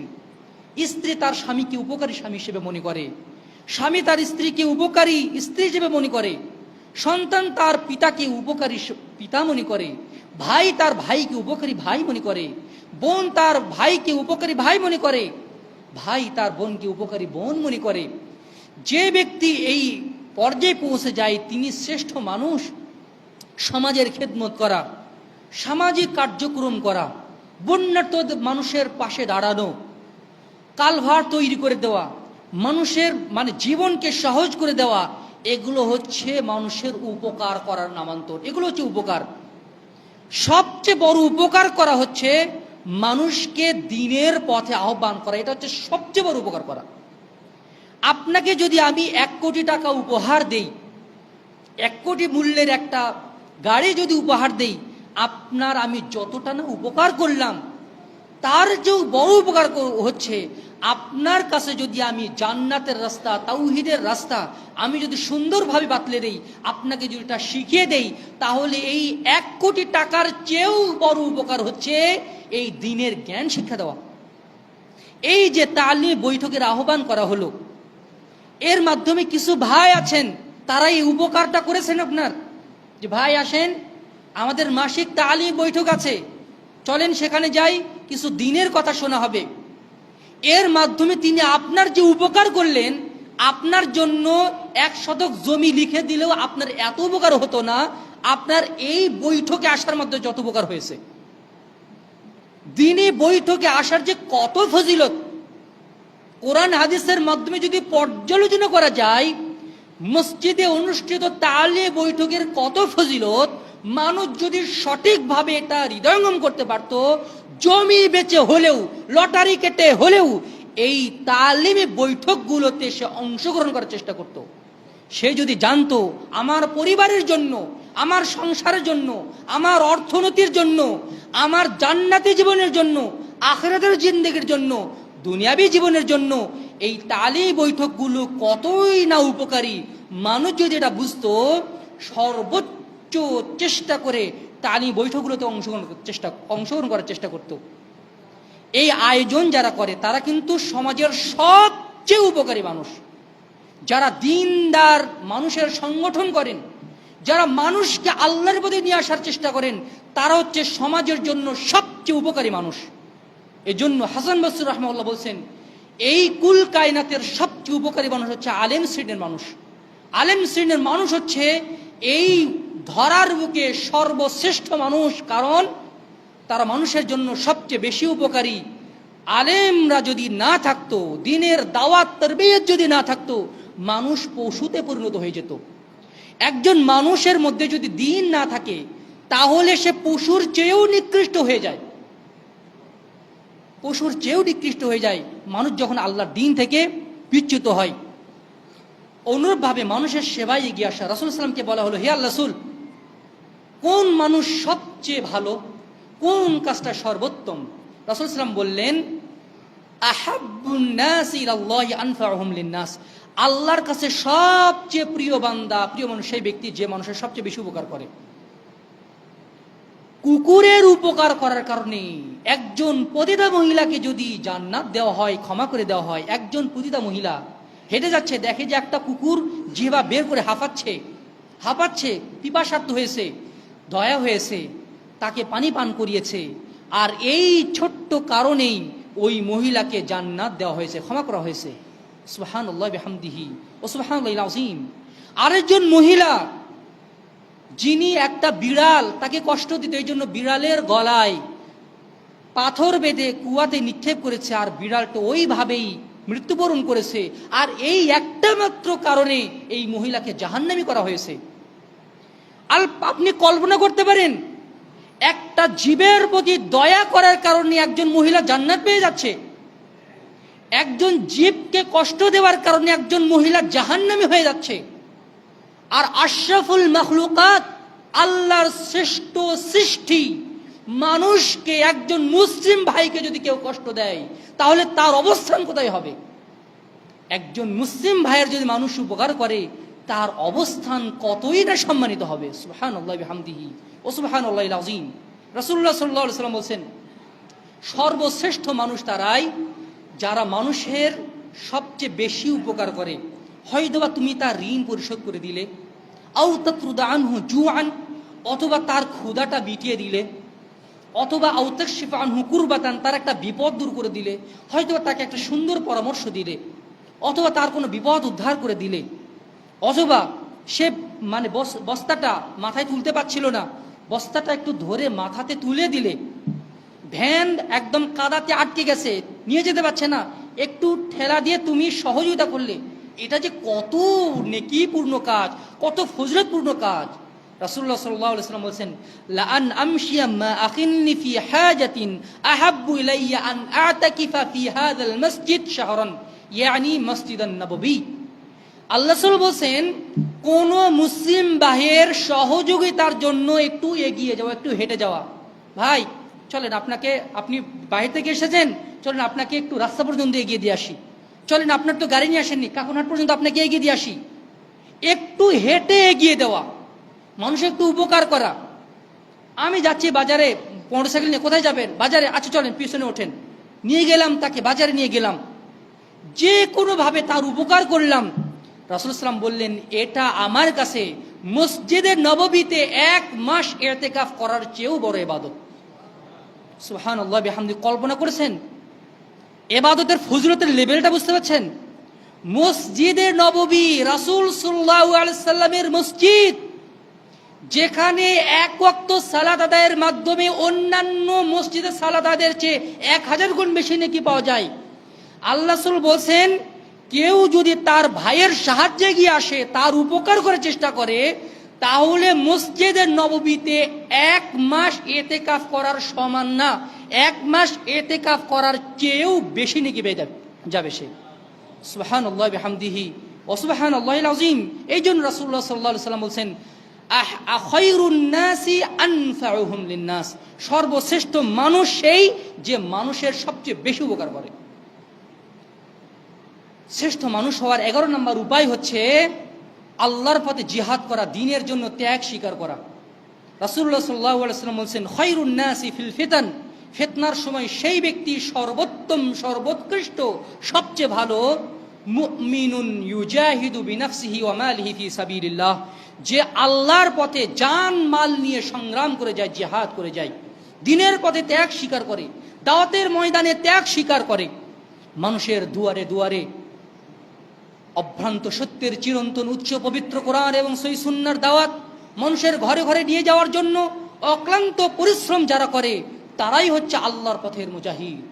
যারা আল্লাহর দ্বীনকে সমুন্নত করার জন্য, এই সমাজের বুক থেকে শিরক বিদআতের জগদ্দল পাথরকে উৎপাটিত করার জন্য, আল্লাহর জমিনে আল্লাহর তাওহীদকে, তাওহীদুল ইবাদতকে প্রতিষ্ঠিত করার জন্য যারা রাত দিন পরিশ্রম করে যাচ্ছেন, বক্তব্য দিয়ে যাচ্ছেন, লেখালেখি করে যাচ্ছেন, গবেষণা করে যাচ্ছেন, দাওয়াতি কাজ করে যাচ্ছেন, মানুষের দুয়ারে দুয়ারে ঘোরাফেরা করছেন, মিডিয়া পাড়াতেও যারা সংগ্রাম করে যাচ্ছেন, তারাও মুজাহিদের সমতুল্য, তারাও মুজাহিদের কাতারভুক্ত। যারাই আল্লাহর দ্বীনকে সমুন্নত করার জন্য তাদের অর্থ দিয়ে, তাদের জান দিয়ে, তাদের মাল দিয়ে, তাদের সময় দিয়ে, তাদের শ্রম দিয়ে, তাদের বুদ্ধি দিয়ে, তাদের চিন্তা ভাবনা দিয়ে, তাদের যাবতীয় প্রচেষ্টার মাধ্যমে আল্লাহর জমিনে আল্লাহর দ্বীনকে প্রতিষ্ঠিত করার চেষ্টা করছে, তারাই হচ্ছে আল্লাহর পথের মুজাহিদ, তারাই হচ্ছে আল্লাহর পথের মুজাহিদ, আর তারাই হচ্ছে সর্বশ্রেষ্ঠ মানুষ। আহলে হাদিস আন্দোলন বাংলাদেশ ওই শ্রেষ্ঠত্বের জন্যই সমাজের বুকে দাওয়াতি কাজ করে যাচ্ছে। এই সমাজের বুক থেকে শিরক বিদআতের অন্ধকারকে দূরীভূত করে এখানে তাওহীদের মশাল জ্বালানোর জন্যই আহলে হাদিস আন্দোলন বাংলাদেশ এবং বাংলাদেশ আহলে হাদিস যুব সংঘ বাংলাদেশের আনাতে কানাতে, পথে প্রান্তরে, রাস্তাঘাটে দাওয়াতি কাজ করে যাচ্ছে। সুতরাং আমরা যদি এই সংগঠনকে সার্বিকভাবে সহযোগিতা করতে পারি, তাহলে এই জান্নাতি রাজপথের এই কাফেলাকে আমরা যদি সহযোগিতা করতে পারি, আমরাও সেই জান্নাতি পথের, রাজপথের অভিযাত্রী হতে পারবো ইনশাআল্লাহ। সম্মানিত উপস্থিতি, ভালো মানুষ হওয়ার 12 নম্বর উপায় হচ্ছে নিবৃতচারী হয়ে আল্লাহর ইবাদত বন্দেগী করে যাওয়া। এই হাদিসে রাসূল সাল্লাল্লাহু আলাইহি ওয়াসাল্লাম বলছেন, ওই ব্যক্তি সর্বোত্তম, মুমিনুন মুতাজিলুন, যে ব্যক্তি মানুষ থেকে বিচ্ছিন্ন হয়ে যায়, আল্লাহর ইবাদত বন্দি করে, পৃথিবীর কেউ জানে না আল্লাহর সে নিকটবর্তী হয়ে গেছে, সবার অগোচরে সে এত কিছু আমল করে, পৃথিবীর কেউ জানে না, তার স্ত্রী জানে না তার স্বামী কি আমল করছে, তার সন্তানরা পর্যন্ত তার আমলের কথা জানে না। হয়তোবা সমাজের মানুষ তাকে তুচ্ছ তাচ্ছিল্য করে, কিন্তু সে তার আল্লাহর ইবাদতের ব্যাপারে খুবই সিরিয়াস থাকে। এই হচ্ছে সর্বোৎকৃষ্ট মানুষ। কারো সম্পর্ক যদি আল্লাহর সাথে সুদৃঢ় হয়ে যায়, মানুষ আপনাকে মূল্যায়ন করুক বা না করুক, কুছ পরোয়া নাই। যদি আল্লাহর সাথে সম্পর্ক যদি সুন্দর হয়ে যায়, রাসূল সাল্লাল্লাহু আলাইহি ওয়াসাল্লাম বলেন, জান্নাতি মানুষ তারাই, দাঈফুন মুস্তাদআফুন, সমাজে দুর্বল শ্রেণী, মানুষকে যাদেরকে দুর্বল মনে করে তাদেরকে মূল্যায়নই করতে চায় না, তাদেরকে দামই দিতে চায় না। অথচ লাউ আকসামা আলাল্লাহি লা আবাররাহু, সে যদি আল্লাহর কাছে কিছু চেয়ে বসে, আল্লাহ অবশ্যই তাকে দান করবেন। তার সাথে আল্লাহর এত গভীর সম্পর্ক হয়ে গেছে। অথচ সে হয়তোবা রিক্সা চালক, সে হয়তোবা একজন কৃষক, সে হয়তোবা একজন মুদি দোকানদার, কিন্তু তার সম্পর্কটা আল্লাহর সাথে এত লেভেলে পৌঁছে গেছে, সে কিছু চাইতেই আল্লাহ তাআলা তাকে দান করে দেন। আর এটার অসংখ্য নজির রয়েছে সালাফদের জীবনে। আমাদের জীবনটা যেন ওই রকম হয়ে যায়, নিবৃতচারী হয়ে আল্লাহর জান্নাতের পথে যেন আমরা এমনভাবে চলতে পারি সবার অগোচরে যেন আমরা আল্লাহর সন্তুষ্টি লাভ করতে পারি। সম্মানিত উপস্থিতি, ভালো মানুষ হওয়ার 13 নম্বর উপায় হচ্ছে বন্ধু বান্ধবের কাছে ভালো হওয়া। রাসূলুল্লাহ সাল্লাল্লাহু আলাইহি ওয়াসাল্লাম বলেছেন, খায়রুল আসহাবি ইনদাল্লাহি তাআলা খায়রুহুম লিসাহিবিহি ওয়া খায়রুল জিরানি ইনদাল্লাহি তাআলা খায়রুহুম লিজারিহি। তোমাদের মধ্যে সর্বোৎকৃষ্ট মানুষ সেই ব্যক্তি যে তার বন্ধুদের কাছে সর্বোৎকৃষ্ট মানুষ। তোমাদের মধ্যে সর্বনিকৃষ্ট মানুষ সেই ব্যক্তি যে তার বন্ধুদের কাছে নিকৃষ্ট প্রকৃতির। বন্ধু বান্ধবের কাছে যদি ভালো মানুষ না হওয়া যায়, তাহলে ভালো মানুষ হওয়া, উৎকৃষ্ট মানুষ হওয়া সম্ভব হবে না। এই জন্য বন্ধু বান্ধবের সাথেও ভালো ব্যবহার করা উচিত। আমার মাধ্যমে কোনো বন্ধু যেন কষ্ট না পায়। ভালো মানুষ হওয়ার 13 নম্বর উপায় হচ্ছে অন্তর পরিশুদ্ধ রাখা। রাসূলুল্লাহ সাল্লাল্লাহু আলাইহি ওয়াসাল্লাম বলছেন, খায়রুন নাস আফদালুন নাস খায়রুন নাস কুল্লু। আল্লাহ রাসূলকে বলা হলো, হে আল্লাহ রাসূল, আইয়ুন নাস খায়রুন, কোন মানুষ সর্বোত্তম, কোন মানুষ সর্বোৎকৃষ্ট? রাসূলুল্লাহ সাল্লাল্লাহু আলাইহি ওয়াসাল্লাম বললেন, ওই ব্যক্তি জুল কলবিল মাহমুম, যে পরিশুদ্ধ হৃদয়ের অধিকারী। পরিশুদ্ধ হৃদয়ের অধিকারী কে? আল্লাযী লা আত্তাকিয়ুন নাকিয়্যু আল্লাযী লা ইসমা ফীহি ওয়ালা বাগিয়া ওয়ালা গিল্লা ওয়ালা হাসাদা। পরিশুদ্ধ হৃদয়ের অধিকারী সেই ব্যক্তি যে সবচেয়ে বেশি পরহেজগার, যে নিজেকে সবসময় নিষ্কলুষ রাখার চেষ্টা করে, তার চরিত্রকে হেফাজত করার চেষ্টা করে, অশ্লীলতার মাধ্যমে, গান শোনার মাধ্যমে, যে কোনো মাধ্যমে নিজের চরিত্রকে নোংরা করার চেষ্টা করে না, পরহেজগার। আল্লাযী লা ইসমা ফীহি, তার কোনো পাপ নেই, তার কোনো পাপ নেই। মানুষ পাপ নেই এমন কোনো মানুষ আছে? মানে পাপ করার সাথে সাথে সে তওবা করে। আল্লাযী লা ইসমা ফীহি ওয়ালা বাগিয়া, তার মধ্যে সীমা লঙ্ঘন নেই। ওয়ালা ইসমা আল্লাযী লা বাগিয়া ফীহি ওয়ালা ইসমা ওয়ালা গিল্লা ওয়ালা হাসাদা, তার মধ্যে ধোঁকাবাজি নেই। মানুষকে ধোঁকা দেয়, মানুষের সাথে প্রতারণা করে, বসের সাথে প্রতারণা করে, নিজের কর্মচারীদের সাথে প্রতারণা করে, ব্যবসায়ীদের সাথে প্রতারণা করে, নিজের সহপাঠীদের সাথে প্রতারণা করে, নিজের অধীনস্থ আশেপাশের লোকদের সাথে প্রতারণা করে, মিডিয়া পাড়াতে প্রতারণা করে। না, প্রতারণা তার মধ্যে নেই। ওয়ালা হাসাদ, তার মধ্যে হিংসাও নেই, হিংসা বিদ্বেষ নেই। আমারই হয়তো সম্পর্কের মানুষ, সে এখন ব্যবসা বাণিজ্য করে অনেক, মাশাআল্লাহ, অনেক সম্পদের মালিক হয়ে গেছে, আমার মনে কোনো হিংসা নাই। আল্লাহ তাকে দিয়েছেন, আলহামদুলিল্লাহ, তিনি সুখে থাকুন, আমার অন্তরে কোনো হিংসা নেই। আমারই একজন কলিগ, তার প্রমোশন হয়ে গেছে, আমার অন্তরে কোনো হিংসা নেই। এই অন্তর যদি কেউ হৃদয় অর্জন করতে পারে, তবে হ্যাঁ, এমন কোনো মানুষ নেই যার অন্তরে হিংসার অনুভূতি নেই। হিংসার অনুভূতি সবার অন্তরে আছে, তবে যারা এই হিংসার অনুভূতিটাকে চেপে রাখে, এরাই হচ্ছে নাবিল মানুষ, এরাই হচ্ছে ভদ্র মানুষ, এরাই হচ্ছে শ্রেষ্ঠ মানুষ। সুতরাং যাদের অন্তর পরিশুদ্ধ হয়, আল্লাহ রাসূল বলছেন, এরাই হচ্ছে সর্বশ্রেষ্ঠ মানুষ। সর্বশ্রেষ্ঠ মানুষ হওয়ার 15 নম্বর উপায় হচ্ছে সৎ কাজের আদেশ দেওয়া, অসৎ কাজের নিষেধ করা। রাসূলুল্লাহ সাল্লাল্লাহু আলাইহি, আল্লাহ তাআলা বলছেন সূরা আল ইমরানের 110 নম্বর আয়াত, আল্লাহ তাআলা বলছেন, কুনতুম খায়রা উম্মাতিন নুখরিজাত লিন-নাসি তা'মুরুনা বিল মা'রুফি ওয়া তানহাউনা 'আনিল মুনকার ওয়া তু'মিনুনা বিল্লাহ। কুনতুম খায়রা উম্মাতিন, তোমরাই সর্বোৎকৃষ্ট জাতি, সর্বোত্তম জাতি। তোমাদের উত্থান ঘটানো হয়েছে এই জন্যই যে তোমরা সৎ কাজের আদেশ করবে, অসৎ কাজ থেকে নিষেধ করবে। অতুমিনুনা বিল্লাহ, এবং আল্লাহ প্রতি ঈমান আনবে। মানুষের শ্রেষ্ঠত্বের অধিকারী তখনই হতে পারে যখন সে সৎ কাজের আদেশ করে, অসৎ কাজ থেকে নিষেধ করে। সমাজের বুকে যখন কোনো অন্যায় হবে, অন্যায়ের বিরুদ্ধে সে আপোষহীনভাবে সে দাঁড়িয়ে যাবে। সমাজের বিরুদ্ধে মানুষকে ন্যায়ের পথে পরিচালিত করার জন্য সে সৎ কাজের আদেশ দিবে, আর অসৎ পথ থেকে মানুষকে বিরত রাখবে। রাসূলুল্লাহ সাল্লাল্লাহু আলাইহি ওয়াসাল্লাম বলেছেন, লা তা'মুরুন্না বিল মা'রুফ, লা তা'মুরুন্না বিল মা'রুফ ওয়া লা তানহাউন্না আনিল মুনকার। ওই সত্যের কসম করে বলছি যার হাতে আমার প্রাণ রয়েছে, অবশ্যই অবশ্যই তোমরা সৎ কাজের আদেশ করবে, অবশ্যই অবশ্যই তোমরা অসৎ কাজ থেকে নিষেধ করবে। যদি এটা না করো, আও লা ইউশাকান্নাল্লাহু আইয়াবআসা ইকাবাম মিন, আল্লাহর পক্ষ থেকে আযাব, গজব নেমে আসবে তোমাদের উপরে। সুম্মা লা তাদউন্নাহু ওয়া লা ইউস্তাজাবু লাকুম, তখন কায়মনোবাক্যে আল্লাহর কাছে দোয়া করবা, ওই দোয়া আর আল্লাহ কবুল করবেন না। এজন্য সমাজের বুকে সৎ কাজের আদেশ এবং অসৎ কাজের নিষেধ করার লোক থাকতে হবে। জামাতবদ্ধ জীবনযাপনের মাধ্যমে ঐক্যবদ্ধ প্রচেষ্টার মাধ্যমে মানে সৎ কাজের আদেশ এবং অসৎ কাজের নিষেধের কার্যক্রম যত সফলভাবে করা যায়, এককভাবে কিন্তু সেটা করা যায় না। এই মসজিদে যদি কোনো বেদাত থাকে, একজন ব্যক্তি এই বেদাতকে দূরীভূত করতে পারবেন না। তার সাথে যদি আরও 5-10 জন যুবক অথবা মুরব্বী যদি দাঁড়িয়ে যায়, তখন এখানে একটা পরিবর্তন চলে আসবে।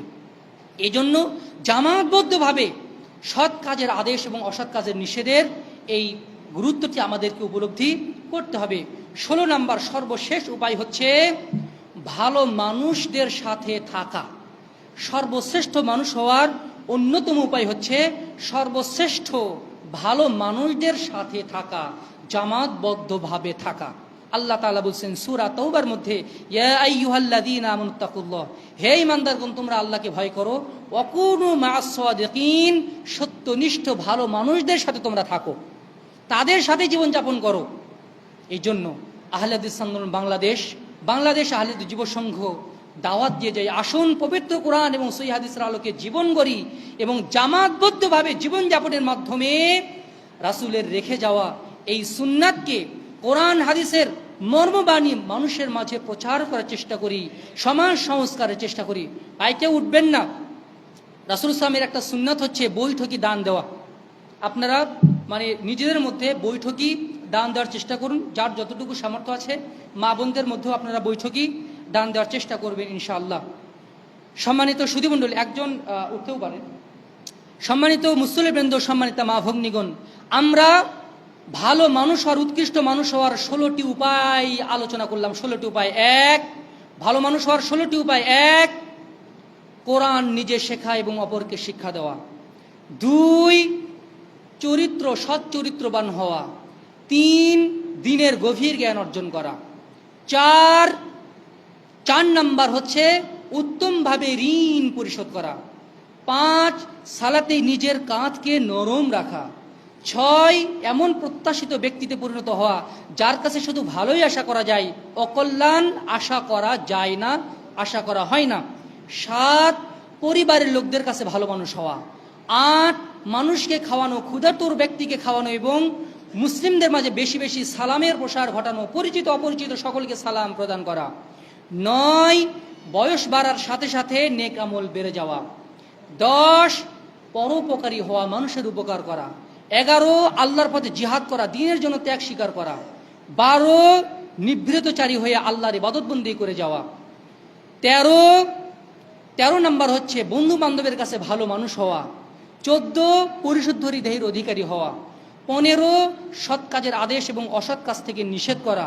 এবং 16 নাম্বার হচ্ছে ভালো মানুষদের সাথে থাকা, উৎকৃষ্ট মানুষের সাথে থাকা। মহান আল্লাহ তাআলা আমাদেরকে এই 16টি উপায় অবলম্বনের মাধ্যমে শ্রেষ্ঠ মানুষ হওয়ার তৌফিক দান করুন। আল্লাহুম্মা আমিন। আহলে হাদিস আন্দোলন বাংলাদেশ এবং বাংলাদেশ আহলে হাদিস যুব সংঘ ওই শ্রেষ্ঠত্বের দিকেই, শ্রেষ্ঠ জীবনের দিকে মানুষকে আহ্বান করে যায়।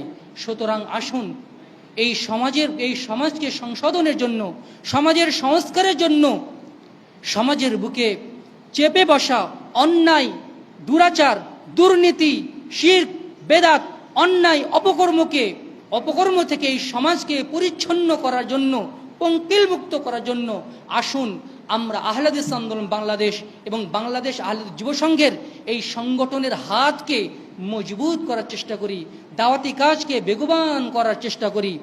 আগামী শুক্রবার 4 তারিখ মানোন্নয়ন পরীক্ষা আছে।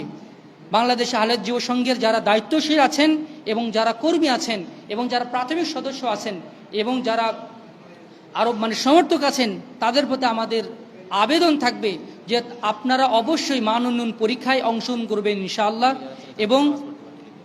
এবং যারা মুরব্বী আছেন তারাও মানোন্নয়ন পরীক্ষায় অংশগ্রহণ করবেন ইনশাআল্লাহ। এই বলে আমি আমার আলোচনা এখানেই শেষ করছি। মা বোনরা উপরে আছেন, আপনারা সালাত আদায় করতে পারেন, জামাতের সাথে সালাত আদায় করতে পারেন। আজকের আলোচনা এখানেই শেষ করছি। আকুলু কওলি হাদা ওয়াস্তাগফিরুল্লাহ লি ওয়া লাকুম ওয়া লিসাইরিল মুসলিমিন ফাস্তাগফিরুহু ইন্নাহুল গফুরুর রহিম। আসসালামু আলাইকুম ওয়া রাহমাতুল্লাহ।